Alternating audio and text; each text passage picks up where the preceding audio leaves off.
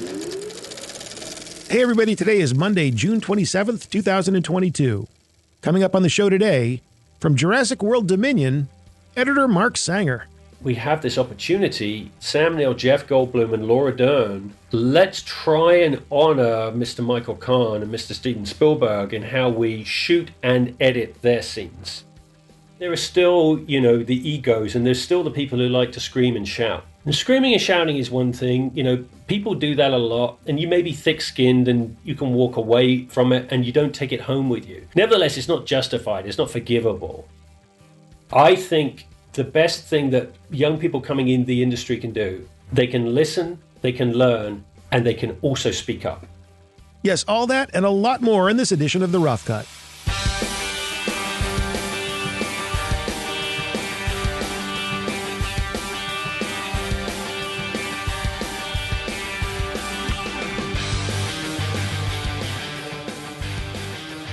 And so begins another adventure in post-production.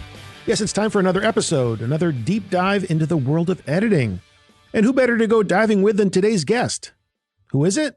Well, it just so happens to be the editor who won an Oscar for his work on the film Gravity. But that was almost 10 years ago. What has he done for us lately? Well, a lot between now and then. Most recently, in theaters as we speak, he edited Jurassic World Dominion. Yes, today's guest is editor Mark Sanger.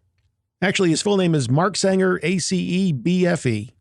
Now, ACE, that would be American Cinema Editors, I get that.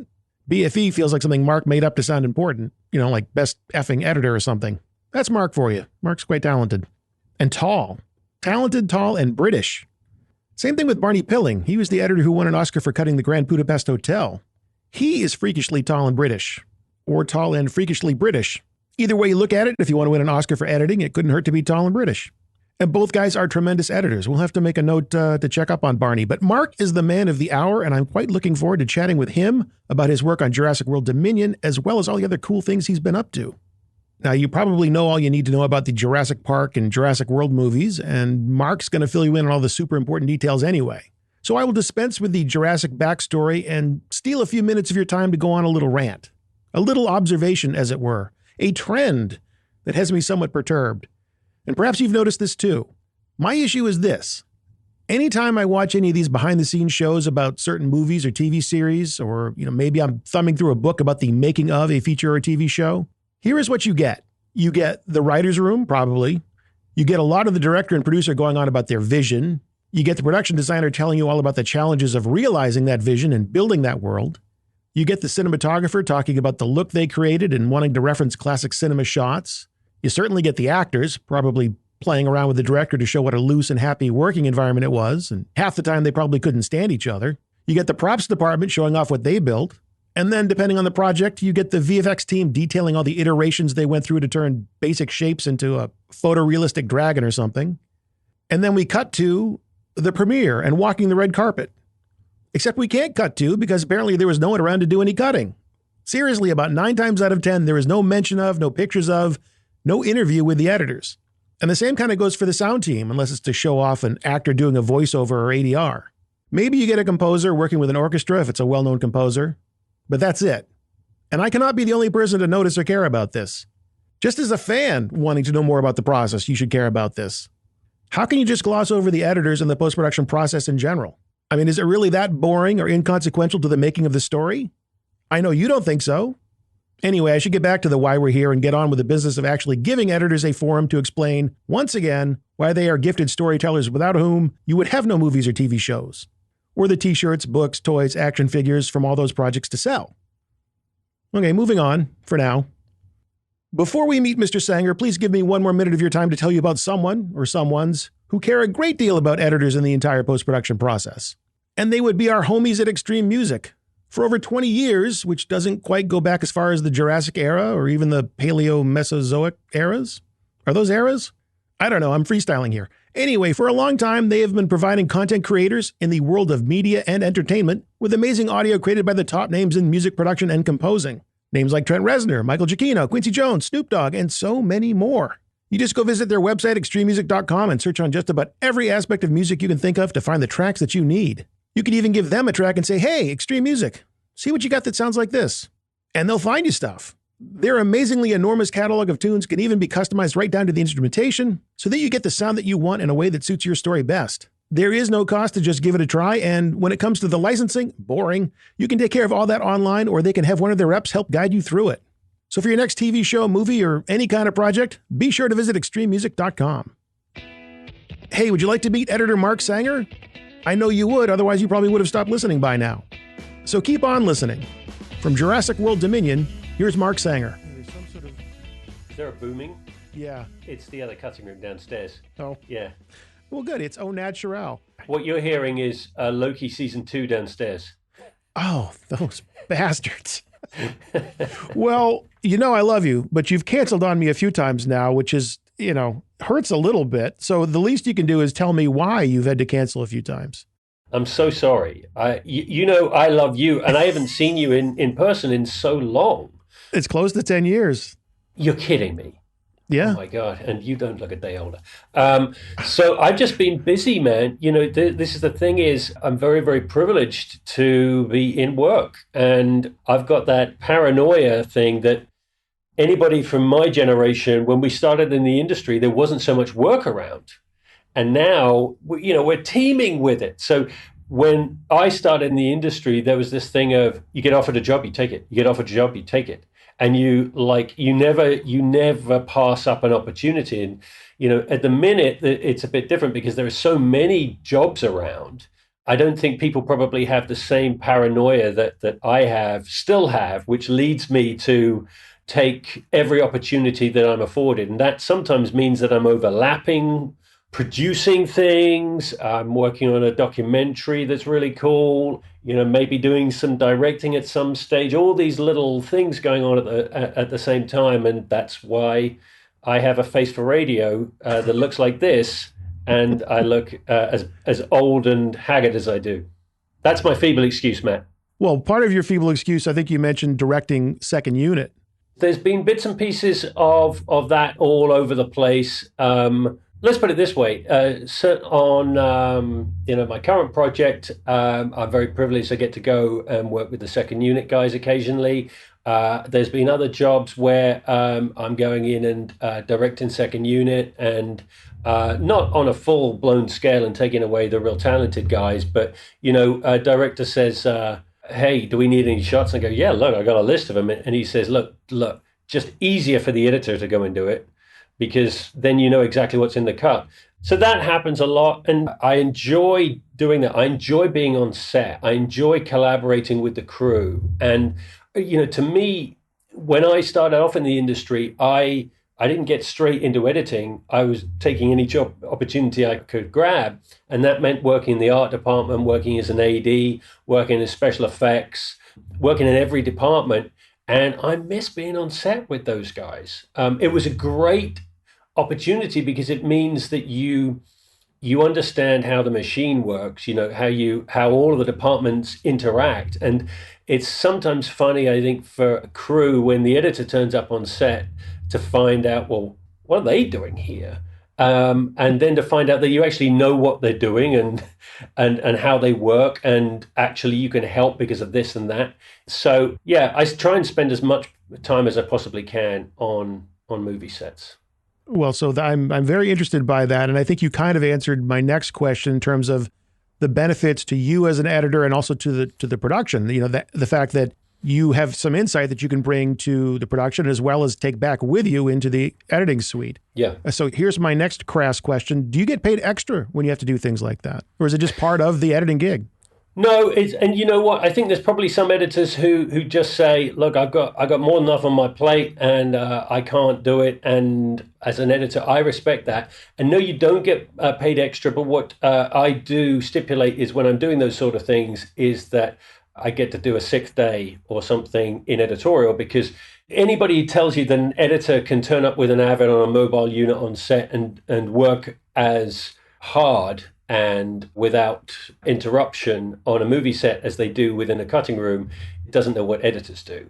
And so while it's very useful for me to go to set, I just charge my daily rate, and then I'll come in at the weekend and catch up on the actual editing work. What I tend to do is, particularly if I can, if as an editor I'm turning up to work with the second unit director and just be there to see what they're shooting, observe, and act as a sort of conduit, it's great to have the media composer on a laptop in a tent and have the cut, and then to be able to grab the video tap and cut the video tap in to look how the cut is going. And if you're just doing inserts like that, it's very practical, because then you can send the cut back to editorial. And the next day when the dailies come in, of course, they can overcut the video tap with the Avid media. But, from my perspective, there's no extra money, but there's a great advantage to the cut, to being able to say, look, we can link shot A to shot C, and if we do this with the camera, we've suddenly got this dynamic editorial link. And the ability as an editor to have that flexibility to ask Mr. or Mrs. Director, hey, do you mind if I grab this while we're here? Because I think you'll love it. And for them to say, sure, go ahead. Are you at the end of the call sheet? Are you at the end of the day of all my requested shot? Go ahead and do what you do. Then there's that, I think what we do is we bridge the gap between set and editorial. And there's always this gap. There's, historically there's been one where set often need instruction from editorial when we are at that stage where you're going back to get pickups or what have you. And that communication is something that we used to get in daily sessions, when at lunchtimes you break for lunch and watch rushes, watch dailies with the director and the director of photography and the second unit and the art department and everybody. We kind of lost that link, that communication link nowadays. And so to go and get kind of stuck in as an editor on set is actually beneficial, not only to the movie, but also to the crew, and also for my lack of vitamin D. All right, well, last question on this topic. Looking beyond the actual project you're on, does it help you overall in your career as an editor to be doing this second unit stuff, or does it set you up better to pursue a career as a director if you choose to do so? Well, I've always, okay, I'm going to come clean with you, Matt. This is breaking news for anybody who has been that bored that they've been following my career. Lay it out there. I didn't get into this career to be an editor. I got in because editing was something that I really enjoyed and was fascinated by when I was making my little short films at the age of 6. And the editing process, in those days, hanging up pieces of film was something that I realized if I wanted to direct, then you had to understand how to be an editor. And some of the greatest movie directors out there started as editors, definitely in the olden days. So to me, I got into editing because I really enjoy it. I think it's a fascinating craft, and that it would maybe one day lead on to directing. Obviously, I kind of got waylaid, but that's not because I don't, I'm not enjoying what I'm doing. It's because I've been very privileged and had lots of great offers. So, but now, yeah, you may see me diversifying a little bit in future, but that's not because I want to leave editorial. It's because you get to my age, it's good to get outside and mix things up a little bit. Well, since we've already established I'm older than you, stop saying when you get to my age, okay? Let's talk about Mark's Dinosaur Movie, which is what I call it. I can't remember the full name, so I always say Mark's Dinosaur Movie. Of course, it's Jurassic World Dominion. I think there's a crew of about 700 who may not know who Mark is, who worked on the movie, but yeah. This is probably not going to help my ranking. It's on the Apple podcast charts, but Campbell Scott, who plays the evil nerd in the film, looks just like Apple CEO Tim Cook, which I had not read about before I saw the film. And I saw the film like, it's Tim Cook. So that could not have been by accident or something you only noticed after the film was done. Please tell me there was some discussion of that during the film. You know what? There wasn't, but it's a really valid point, and I'm not trying to avoid any Apple litigation here. I'm sure that maybe there was something in Colin's mind about that, but to me, actually, he kind of fits the sort of evil billionaire sort of Blofeld style villain that I think fits naturally into the story. So listen, read from that what you will. But it's like when Brian Cox gets asked whether or not he's playing Rupert Murdoch, he swears that his character in Succession has nothing to do with Rupert Murdoch. You'd have to ask Colin about whether or not there's any basis on Tim Cook. Well, I don't think Apple would be too upset because there's some nice product placement for Apple in the film. And, you're always so open about questions like this. I hope you'll accept another one. Product placement. And I think I've only brought this up with one other editor in these interviews. Every film, of course, has these product placement agreements. It certainly helps the bottom line. Yeah. Does that ever reach you as an editor in terms of you got to make sure to stay on this shot a little longer, or no, go to this angle here because we can see the product a little better? I've been very lucky. I've never had that. The most interesting I've had is way back in the day as a visual effects editor on a movie called Die Another Day, which was Pierce Brosnan's swan song out of the Bond franchise, which, was, oh my God, that was 20 odd years ago. In that one, there was some product placement for Phillips shaver. So he actually has a beard at the beginning of the movie, and it was a Phillips shaver that he uses to take his beard off after he's been in captivity. And then we had to, for visual effects purposes, Phillips was called Norauco, I think, in the States or in Japan or something. And so we had two versions of the scene cut exactly the same, but visual effects, slightly different brand names, depending upon where you were looking at it in the world. So it's interesting. Editorially, I've never been affected by it, which I think is a good thing, because if the product is, or the people behind the product are pushing it so hard that it's taking the audience out of the movie, then it's no longer cinema, it's a commercial. And I've been lucky enough never to have been in that position. But I think visual effects coming in and making one brand accessible to multiple territories, there's nothing wrong with that if it sells box office seats. Well, for whatever reason, I had it in my head that this is the kind of film you always do, like VFX heavy, blockbuster-ish kind of movie. And there are certainly those on your resume or CV, as you would say, like the Transformers flick. Of course, with that, it's like once you do a Michael Bay movie, you will forever be considered a big action movie editor. You wear the Scarlet Bee, as it were. But you actually do have a variety of film types and variety of different directors you've worked with, even going back to your assisting and your VFX editing gigs. And as you talked about, just starting out with like having it in mind, like I'm going to direct and I'm going to do my own thing. Yeah. But all that said, what did you see in this particular film that interested you? And what were the things, decent paycheck aside, which we all need, that you look for in any project? It's really interesting question, Matt. I like that question because let me give you an example. Well, rewind for a second. Visual effects don't float my boat. I'm not interested in visual effects. I'm interested in visual effects if they bring something to the story, but visual effects for visual effects' sake, I don't care.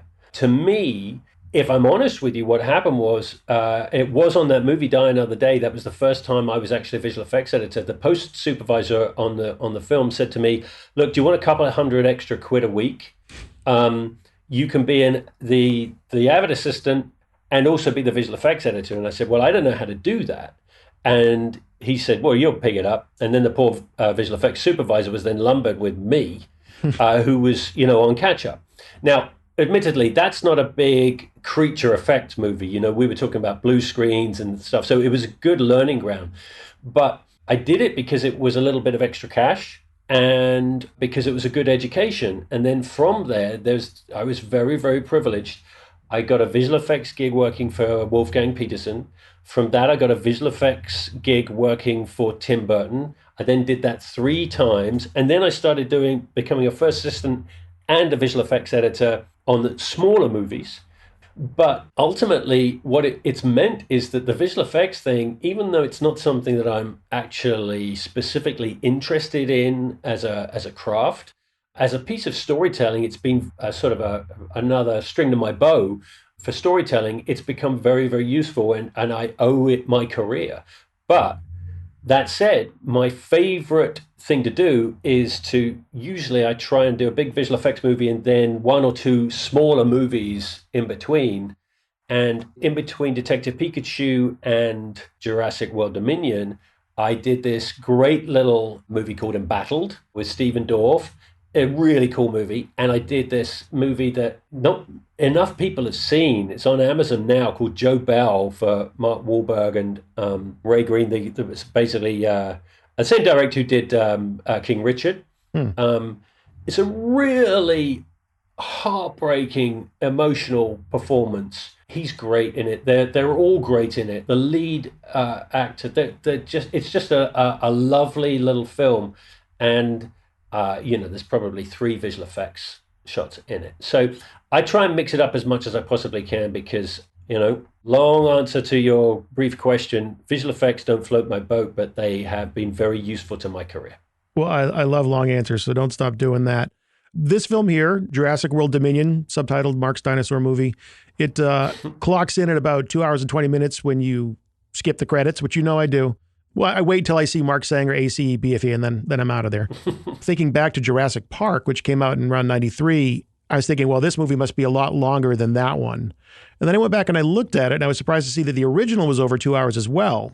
Yeah. So I don't know if that surprises you, because in recent years, the trend is to longer movies, and you would think back in the 90s, it was all 90 minutes. Yeah. But whether or not that surprises you, did you do a deep dive on the preceding 5 films to prep for this? Because I find I'm running 50-50 these days on editors that are jumping into a franchise. Some say no, I go by my own instinct and I care about what's in the script and what this director has to say. And others are like, no, I need the context of the greater franchise. I think it depends upon the story and at what point you're meeting the franchise. I'll make it a mission to you now, for instance, on Transformers. I'd only seen the first Transformers movie when I signed on to do the 5th one. And I don't think that changed. I don't think I watched 2, 3, or 4. I saw them heavily while we were working. But in the case of Jurassic, I know the movies really well. And I'll tell you the editorial sort of side of that is that I didn't feel the need to go back and watch either set of movies in order to inform this. To me, if I'm going into a movie, I'm trying to bring a little bit something different to it. And if the director's open to that, then that's how I would get the job. And in this situation, Colin Trevorrow, who is a super talent and an amazing man and a great friend, we had this conversation at the beginning about, well, look, we have this opportunity to give Sam Neill, Jeff Goldblum, and Laura Dern editorially. Let's try and honor Mr. Michael Kahn and Mr. Steven Spielberg in how we shoot and edit their scenes. And then Bryce Dallas Howard, Chris Pratt, we basically kind of still match what Colin had done in the Jurassic World movies editorially with those guys. The question then becomes, what do you do when they all inevitably meet? And by that stage, it's kind of the movie has kind of been working its way to this meeting, and by the time they kind of meet, then you hope that you've kind of got a hybrid of the two. So that's interesting. How does that actually translate? When you say you're trying to honor the work that Michael Kahn did in the original editorially, practically speaking, what does that mean?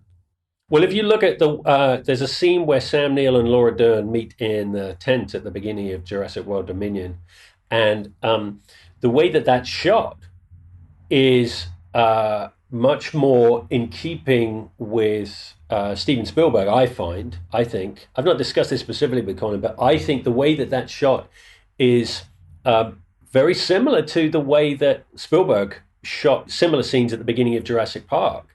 And it is a different style to how Colin treats the new cast. And so the dynamic of camera moves and cuts is specifically what I'm talking about. The way that the camera moves around the characters as they're talking, that to me felt much more, I hate using this type of word, but Spielbergian, for want of a better word. It's a good one. To stylistically. And so to me, it was a great honor to be able to try and, as best as my humble abilities will get, to me, it's just a privilege to be able to say, wait a second. So I'm cutting a scene with Sam Neill and Laura Dern that is an extension of that scene that I saw in the cinema when I was, I don't know, whatever it is, 23. And so I got that privilege going for me, for one. So secondly, that means that because I've been given that honor, I got to do my damnedest to deliver something in that vein. So I've read that approximately 14 minutes were cut from the film, including 5, which would be released online as a prologue. Tell me about how that situation came about and what you had to do to make it happen. So what happened was, way back in, I'm trying to think now, probably February or March of 2021. Bear in mind, we just Jurassic World Dominion started shooting 3 weeks before we went into lockdown in this country, because in the UK because of COVID, and so we had 3 weeks worth of material, and then we went into lockdown. I suddenly realized I'm going to need to start working from home. We got Evercast in. I didn't know. We were just scrambling to try and work out how we were going to, make a movie under these circumstances. We edited the first 3 weeks of shoot and a bit more while we were waiting to get back to shoot. And then while we continued shooting at that point, I stayed at home. I didn't see my team, who I know you don't watch credits till the end of the movie. I do. I'm going to list them now. Tanya Golding, Deborah Richardson, Paula Ann Hessany, Erlina Donovan Clark,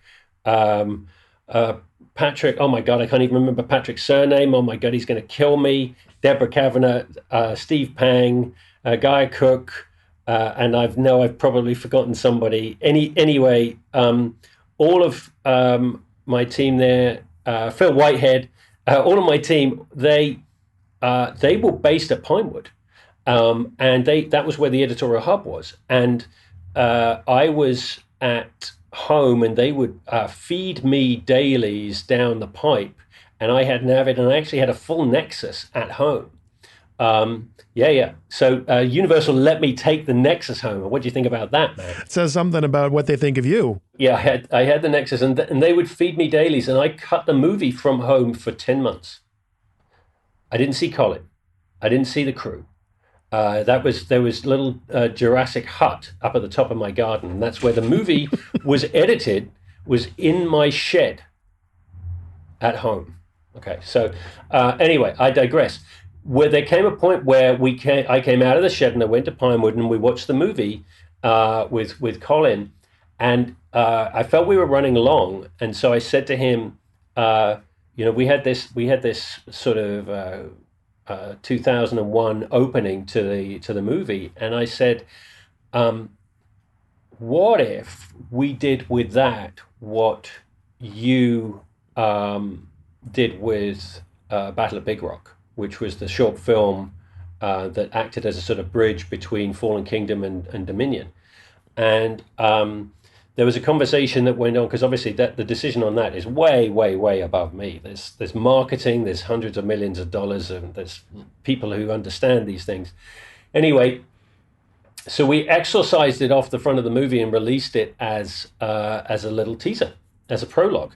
And for those who watch the prologue and then watch the movie, you see a very slightly different story, because there's a story about the Giga and T-Rex. But that was initially part of the original script. And so when we realized we were running along, and we decided to take this great sequence and release it separately. What it meant was that the Avid fans who were watching the prologue and then the movie would understand the story. But for anybody who hadn't seen the prologue, there's a little backstory that you get. You could see the story from a slightly different perspective if you went back and watched the prologue later on. So that's the story behind the prologue. But there are other scenes in the movie that you might be seeing at some stage. Ah, yes, I think I have a note about that here somewhere too. Well, you just touched on what I was going to ask next, and that was, prologue aside, you still have to get the audience settled in for the actual film. And even with those 5 previous films, you have to take into account there may be somebody that is seeing Jurassic World Dominion who was never seeing the other 5. Yeah. So to do this, as you just said, you used a fairly common device, and it's common because it's very effective, sort of the news report intro. It works because it combines all the other types of context setting intro techniques, voiceover, montage, titles, and so forth. Yeah. Was that scripted all along, or was that something that you sort of discovered in post as a way of getting this complex story off on the right foot? No, Colin is and Emily Carmichael, they're great writers. So that was actually part of the original construct. That's in the script. The details of it was something that we played with for a long time. Because as you're shaping the rest of the movie, the later parts of the movie, sometimes you go, hey, wouldn't it be great if we just added in that little nugget of information at the beginning? So it was a very good tool to be able to refine this section to give as many people an update on the story as possible. But if you look at in the original script, there's the prologue that was released in cinemas, and the prologue, there's a segue from the prologue into the documentary that opens up the current movie. You already talked about, like, I'm not a big fan of VFX, which kind of puts a wrench into some of my other questions. But there were a lot of animatronics in this film, a lot of puppets in this film. Yes. Why was that more so than the other ones, do you think? Because Colin wholeheartedly believes that, you shouldn't, I don't want to put words in his mouth, but, certainly our conversations, we shouldn't be depending upon visual effects to just get us out of a corner. I think audiences have a subliminal reaction to movies which include visual effects when you could actually have some practical interaction between animatronics or things moving on set that actually interact with them physically. And I think Colin appreciates that. He appreciates, what Mr. Spielberg did with the animatronics in the original movie. To me, Colin's one of those great directors who realizes that it's all magic, what we do. And particularly what directors do when they come in and they say, right, I've got this palette of tools in front of me. I could depend upon just one brush, or I could go in and I could try a magic trick where you don't know the lines between what's animatronic and what's visual effects. And there are some scenes when they're mixed together, and for me, that's where the magic occurs, is when it's expertly crafted that way. An audience is absolutely in the movie. They're absolutely following the story. When the audience is being bombarded with visual effects all the time, it can create, in the wrong hands, a disconnect in the storytelling. And there's this subliminal thing where the audience kind of tunes out. And I'm not talking about any one movie in particular. I'm just talking about an overuse, an overdependence on visual effects by film directors and studios. And it doesn't need to be a big picture either. It can be a tiny little independent picture. That often, I think, they do themselves a disservice because the audiences now are kind of subliminally tuning in or tuning out if they're not engaged. And the best mix is to do sleight of hand, so the audience are constantly kind of subliminally kept on their toes. Well, you used the terms magic tricks and just now sleight of hand, which I'm glad you did, because that's really where I was going with this question, is that having it be more practical, having it be animatronics and puppets, as opposed to just full CGI, does that put more power back into your hands as the editor to manipulate performance, to do things like adjust the timing and things like that? Whereas, not every editor, I don't want to say complains, but complains about VFX in terms of, I kind of feel like the editing is done for me in a certain way with so much VFX. Whereas without that, I have more control over the performance. I have to say, I've not experienced that myself. For me, so what you're saying, you've heard from other editors. For me, there's a scene where Maisie interacts with a dinosaur by a campfire in Dominion, and there's a great mix of uses there, practical, digital, but definitely what I find in the movie is I don't ever feel hindered by animatronics in any way. I don't feel hindered by visual effects. To me, they're both opportunities, and you can choose editorially which you're going to use. So to have both and to be able to mix and match is wonderful. But to me, the benefit of visual effects is there's this one shot towards the end of the movie where there's a character interacting with a dinosaur, and the actor involved was interacting with a practical animatronic dinosaur, and the dinosaur flinches, and that actor reels back, and it's absolutely natural. And those sort of interactions, when they're just as practical and unexpected as they would be if you were actually working with another actor who suddenly decided to flinch and change their performance slightly, those sort of moments are the sort of magic I'm talking about that help the actors work as well. So it means that the actors' performances are often amplified when they're working with practical creatures. So I think it's very interesting, if not kind of semi-comical, the notion of this very big, in so many ways, film is done by this guy at home, just on his own, doing his thing. I wasn't on my own. My wife would be mowing the lawn outside the window. I think I heard that in the background at one point.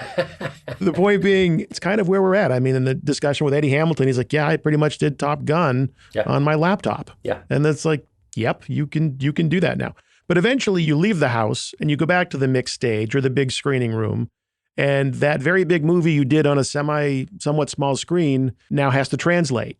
Did you find that, let's start with visually. Yeah. Once you look at it on a big screen, just the timing of things, the way characters or dinosaurs move in and out of the frame, the speed with which they seem to be moving, did you find that you looked at it at large and said, well, I got to go back and make some tweaks here because it doesn't play the same way on a giant screen as it does on my laptop? So to answer your question, the way I have my setup, my Avid setup, is that I don't use the record and source monitors. I use the big OLED and I put it on the other side of the room. So I use 4 screens for my Avid desktop, but I don't have any picture on those. I use them purely for the timeline and all the tools and the bins and my real estate for that. But I'm only looking at one screen, and that's the OLED on the other side of the room. And I keep it way on the other side of the room.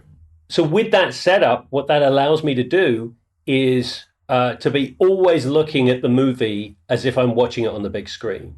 So it ensures that when I leave a little remote setup at home, that when I then step into a big theater, I'm not experiencing any difference in my viewing experience. Editorially, everything is feeling exactly the same. And it harks back to basically using a cam or a Steenbeck when I was an assistant. You've only got one screen. You've got film on the left plate, film on the right plate, and you're running forward, left to right, or you're running backwards, right to left. And just looking at that single screen there, that was a habit that sort of a discipline that I found useful when I got to start to play with my own tools. So that explains the visual part of it, going from a home work environment to the big screen. But obviously audio plays a huge role in all that you do as well. When you're in a normal environment, how do you like to have your audio set up, and how did that compare to what you actually had at home for Jurassic World Dominion? So nowadays I work with a 5.1 setup from the beginning of shoot, and that's exactly what I had set up for Jurassic in the home office. What we established was we had the 5.1 setup configured in my cutting room at Pinewood. And we had that matched for my cutting room at home, which meant that I could, should I want to come into work at Pinewood, or if I need to, I could literally just leave home, get in the car, turn up at Pinewood, and have exactly the same setup, exactly the same project, everything all identical. Which I think a lot of editors are doing nowadays is, basically having identical setups wherever they are so they can hot desk, where they can hot swap. And that's the only way you can do it, because if you don't have identical setups and have the tech guys come in and ensure that everything is matching, then of course you could be cutting away quite happily at home and then hit upload on some sequence to the director, or they could be watching it in your room at Pinewood and experiencing something other than what you had wished to present.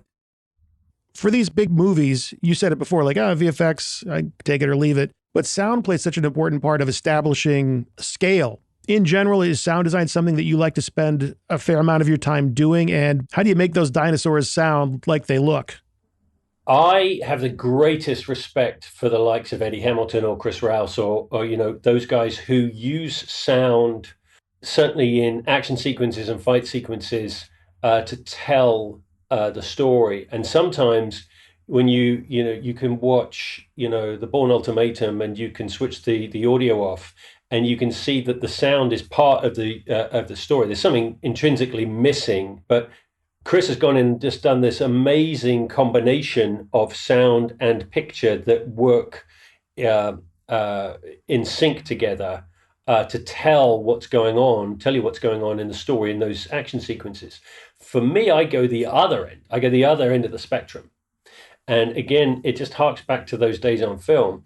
I start with a mono mix and the picture, and I cut invariably I'll actually do a pass of the cut using the waveforms on the timeline without hearing the dialogue necessarily. I'll check the performance using the dialogue, but then when I cut it in, I won't necessarily always listen to the dialogue, and I'll get the shape of the sequence based upon the picture edits, watching the mute. And then I'll then go in and I'll play with the audio. I'm just talking about dialogue and nothing more. And that to me is the baseline that I have to build in order to be sure that we're not depending upon anything else. And I'm not suggesting that anybody does, depend upon music or depend upon sound effects to make their cuts work. But for me, I don't want to do that. I want the picture edit, as a picture editor, I want the picture edit to work without anything else if need be. And that includes music. And then I will, depending upon what stage of post-production we're at, I'll ask for some sound effects to be added by my team and some music to be added by my team if need be. All just temp stuff based upon the project itself. But I don't spend any time doing sound effects work on any of these sequences. And for instance, the big action sequence in the middle of Jurassic World Dominion, if I was dealing with sound on top of everything else, just trying to get it into a place, the rhythm and the pacing of that sequence is so big, you need to really build to it. I didn't want to be distracted by a build that I was adding with music, or distracted by a build that I was adding with the sound effects.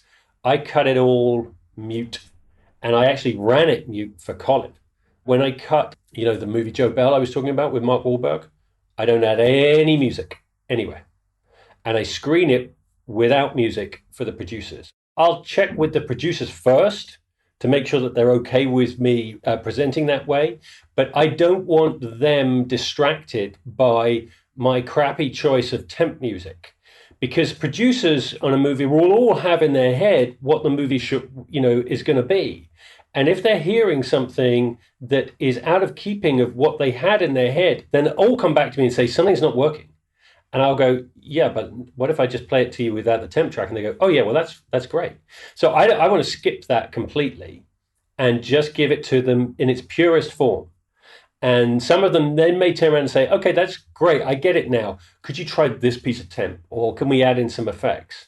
But Colin's one of those directors who sees all beyond that, and you could just switch off the audio, play the picture, and he goes, cool, great, need to change that, great, good, excellent. And then, okay, so now I know what we're going to do with this. And it informs him rather than distracts him. And so it doesn't matter if it's got dinosaurs in it or not. That's how I operate.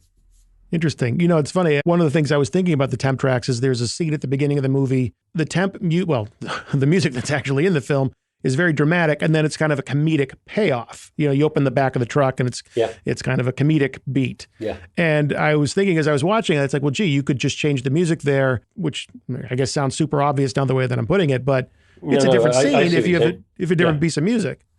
Yeah, but as you say those things, yeah, I guess it does sound obvious, but at the same time, it's not obvious.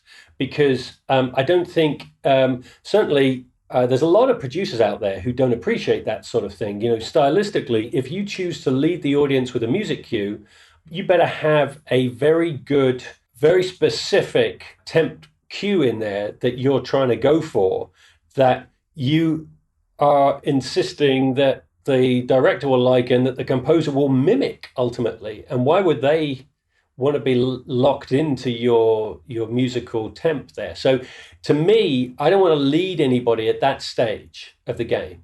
To me, my job is the picture editor, and I'll definitely use sound. I do use sound effects in some fight sequences occasionally.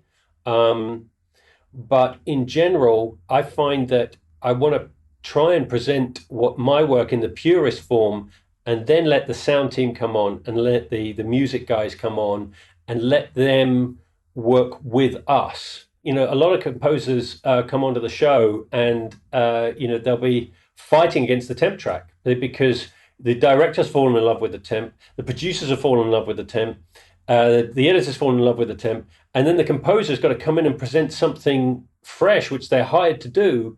And yet, the last thing, I have great respect for composers. The last thing I would ever want them to be doing is being forced to do an homage to the temp. An homage to the temp, that old temp love they talk about. Yeah. Well, let's talk about tempo without music. I noticed one scene in particular. There's an action sequence, and then the next scene is Bryce Dallas Howard and Chris Pratt meeting with a CIA agent to get some information. And it's just, It's a basic table scene. It's three people sitting around a cafe table. Yeah. But the tempo of that scene is still quite high. Yeah. And I wondered just, as I was watching that, I was like, well, I wonder what Mark was thinking here. Like, what was he trying to do to keep that tempo up from the previous action scene when another choice he could have made was to slow things down there? To answer your question, the earlier version of that scene was more sedate is the wrong word, but let's put it this way. It was less cutty. It was, it was linger longer. But when you start to refine the movie and you need to whittle the movie down, what you find is if you're whittling the scenes either side of that scene, then of course, then it's affecting that scene. All of a sudden, we discovered that scene felt like it was languid. And so we needed to up the tempo of that scene in order to make it bridge more seamlessly. And just, on that point, I discussed this quite a lot. I think there must be other editors out there who do the same as me. But in terms of gauging the shape of the movie and the tempo of the movie, I work in reels from day one of shoot. What I do is I get the script timings from the script supervisor, and I get my team to time out cards in the Avid of across 6 reels, which, is a very old school thing to do. But what it means is that then we have a version of the movie with no sound or music that runs to the length that the studio have been informed that it's running at pre-shoot. And then that gives me a gauge as I start assembling, if I come in way longer than the card that is in the cut, then immediately from that point, I know that I need to be whittling that scene down. And then gradually you can then populate the reels. And there'll come a day, some part of the way through the shoot where you go, hey, we got a reel, like reel 3's together, guys. And then we sit down and we watch reel 3. Now we know what reel 3 looks like. And then gradually as the other reels come together, you're getting a sense of what the movie is, as I say, shot by shot, then scene by scene, then reel by reel, and then ultimately the whole movie. Well, you are not the only editor to ever talk about working in reels. It does come up quite a bit. It feels like you have a few times now spoken with some degree of affection about the film editing process. Are there things about that process, about the model for working in actual physical film editing that you try and carry forward, or you think that are still valid in the digital world? I think it's a great question because, to me, the problem is the older I get, the more I sound like a granddad talking about the old days. But, there's a word that I use all the time when I'm discussing that, and it's discipline. Picture, if you will, a scenario where you only have one copy of the movie, no duplicates. You have a scenario where it's kept on a shelf in the cutting room. You go home, nobody else can watch that remotely. You don't, if you want to change something or try something different in that cutting copy, you have to get your assistant in to pull the trims out of the trim bin and off the shelf and reconstruct that scene in the way that you want to test. But it takes a long time. It takes a lot of discipline. So you need to know going in exactly what it is that you're trying to achieve. rather than, well, I'll just have a go and then I'll have a go and I'll have a go. You have to go in thinking, this is what I want to do. This is how I'm going to go about doing it. And then, of course, it might not work. And when it doesn't work, then the editor would then walk away and have the assistant reconstitute the cut back to how it was so that they could reset. And that means that every time you're cutting the film or taking the time to cut and join, you're making a decision about an edit. And I much prefer working digitally to the impatience that I had of working on film. Could never go back and cut a movie on film, but the discipline behind that decision-making process of working on film is something that I think translates across to cuts now. And the ability to have 20 versions of a scene, I don't think it certainly never helped me. I think it's confusing. Much better to stick with your baseline. It's all about the baseline, man. And so to stick with that, there's always a discipline that you have over your decision making about where you're going to make a cut, whether or not it's on film or in digital. So you've imparted the concept of reels to your assistants and to the next generation. I'd love to know about who mentored you. What things did you take away and keep with you and employ today from editors or mentors that you worked with as you were starting out? It's a really great question. Well, I came into the industry just as film was segueing into digital. So I never edited a movie on film, and I never actually worked for an editor who was, I don't think I worked for an editor who was editing on film, but I was working with the generation of elite editors like Peter Honess, who cut Troy, who had this wealth of experience cutting, celluloid, and were making the bridge into Avid. And I guess to me, what I learned from them was it doesn't have to be complicated. If you have the focus of the script as your Bible, and you take the time to have the discipline over your choice of shots, then, I've always maintained that the most difficult part of putting any scene together is when you have no assembly of it. And you've got to find your way in, find your way into the scene, find out whether or not it's working, and get to the end of it. And then you can sit back and breathe a sigh of relief. To me, I take great comfort in what the likes of Peter, talked about, which is patience. No rush, take it shot by shot, cut for cut, and come in with an idea at the beginning. And hopefully, if you're doing your job right, then the first shot that lays down informs the next shot, which informs the next shot, which informs the next shot. And there's less experimentation. And I swear to you, it may feel kind of clunky as you're putting it together that way. And you may feel nervous about what you've done. But if you just applied that methodology to it, then all of a sudden you play it back and you go, oh my God, that really works. Well, listen, I know you're super busy. I mean, you're on location doing a movie. You got producers calling you, telling you to come down to the set, which I may not cut out. I like that bit. I'll probably cut that out. So people listening like, what is he talking about? Listen, Mark's been interrupted plenty while we've been doing this. But there is something I wanted to talk to you about. It's just been on my mind lately.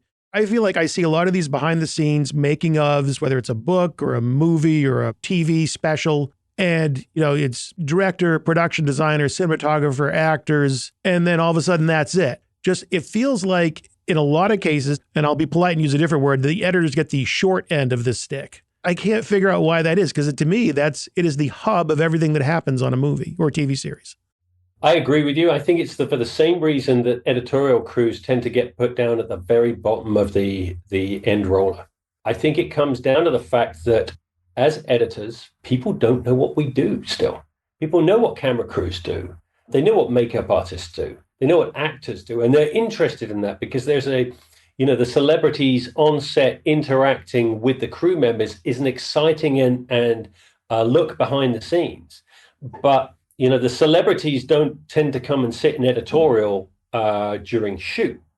Now, you may hang out with them in ADR during post-production, but nobody's interested in watching a celebrity come into a booth, put some headphones on, and loop So I think it comes down to, in the old days, I think there was more of an interest in what we do. And I don't mean this in a negative way. I think in some respects, I embrace the mysticism, I think, that there is around editorial. People don't know what we do, and studios aren't interested in promoting what we do. So we just kind of creep back to our cave. So I hear you, man. It does bug me that the only department I can think of who don't get asked like you are about our craft more. But at the same time, if what we're doing is seamless and magical in the background, then I certainly don't get offended by the lack of insight people have as to what we do. Is it okay if I'm offended on your behalf? By proxy, can I be offended for you? You won't be the only one. You won't be the only one. I know there's a lot of people out there. And, it's so interesting.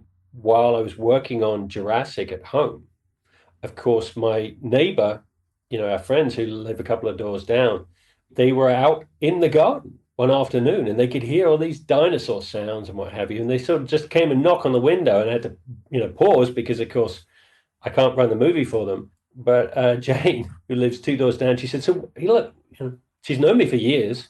She said, "So what is it you actually do?"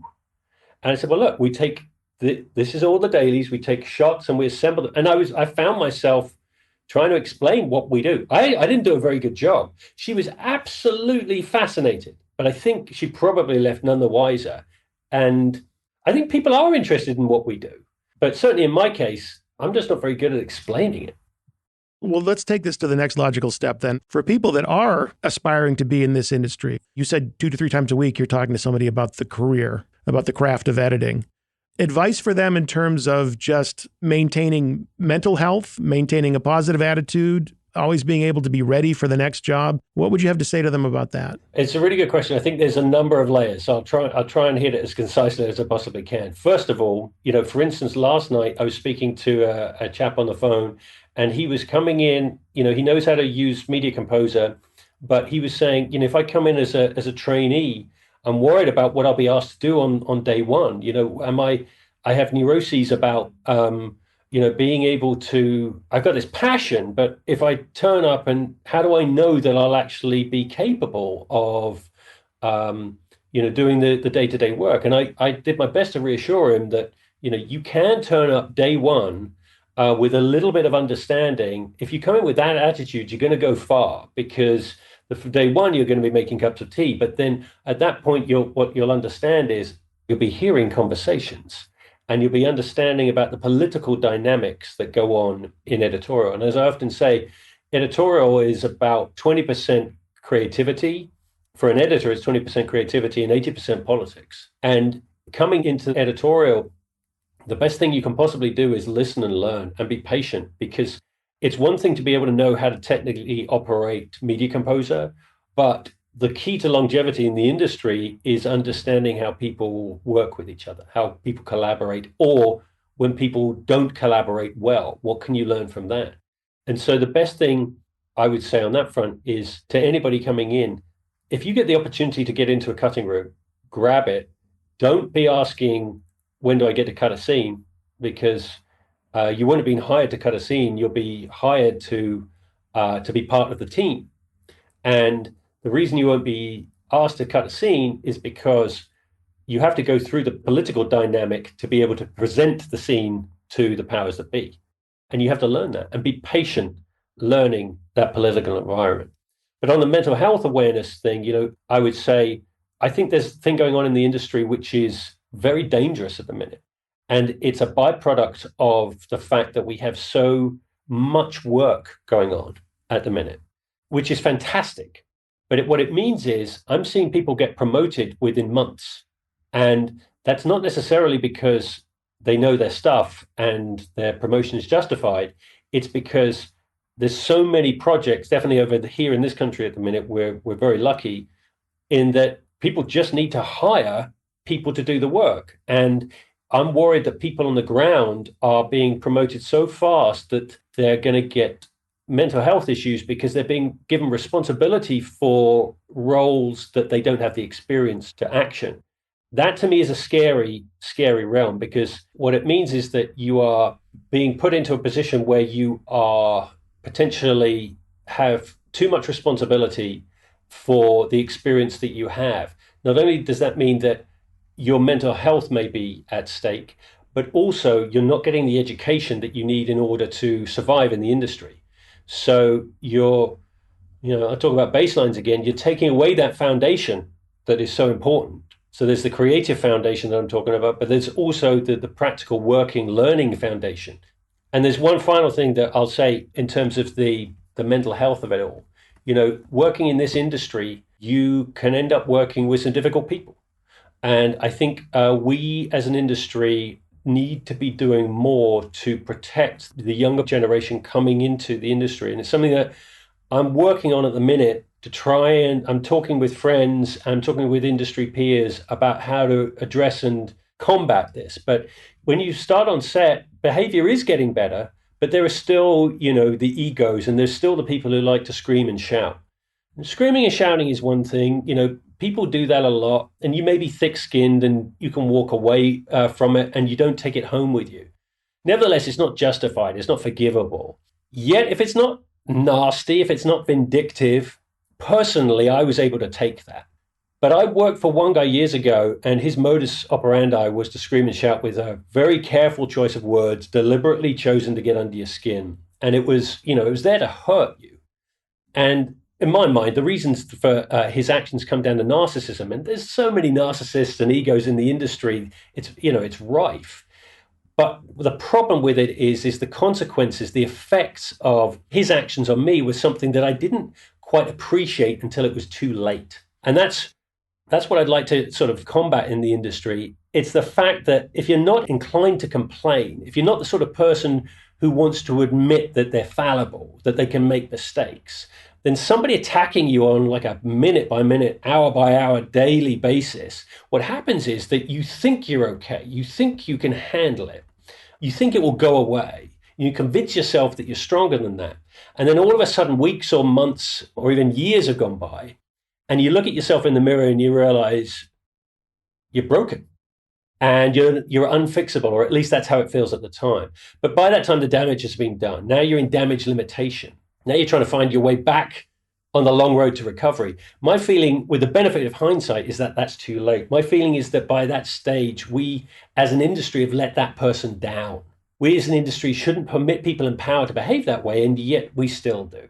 And there are reasons for that, and it's complicated. But I think the best thing that young people coming in the industry can do, they can listen, they can learn, and they can also speak up.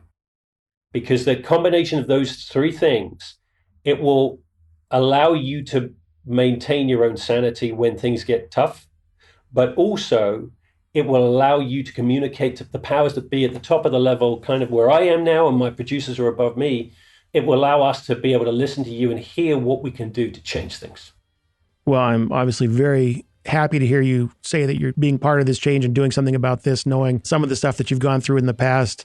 Every time I talk to you, and it's not nearly enough, is a big education for me and a lot of fun for me. And again, I know you're super busy, and the fact that you took this time out to talk to me, I really appreciate it. Let's not wait so long for the next one. I agree, my friend. I agree. But when it does happen, you do me one favor. Go. You got to stop referring to yourself as old, because every time you do that, I feel like I got to get a hip replaced. I cannot believe it's been so long since I last interviewed Mark. Time has a way of flying by. Let us not wait so long for the next one. And you should not wait either. Wait for what, you ask? Yes, you know where I'm going with this. Wait to check out what's new with Avid Media Composer, I say. Yes, it says right here in the script. Fury says check out the new Media Composer. There is always something new and exciting to learn, and you should be excited about learning. So see the link in the show notes that will take you right to the Media Composer page on avid.com. Hey, I think we have a big holiday coming up next week. And when I say we, I know that's not everybody, but me and a lot of other people in the US of A. So I am not sure if there will be a podcast next week or the week after. I mean, I'm sure there'll be lots of podcasts, just not 100% about this one. Anyway, lots of moving parts at the moment, so stay tuned. I would like to have one because next week marks the 3rd anniversary of the rebooted Rough Cut. 3 years, over 150 episodes. I am exhausted just thinking about it. But I'm also looking forward to the next one. Until then, this is Matt Fury thanking you for joining me right here on The Rough Cut.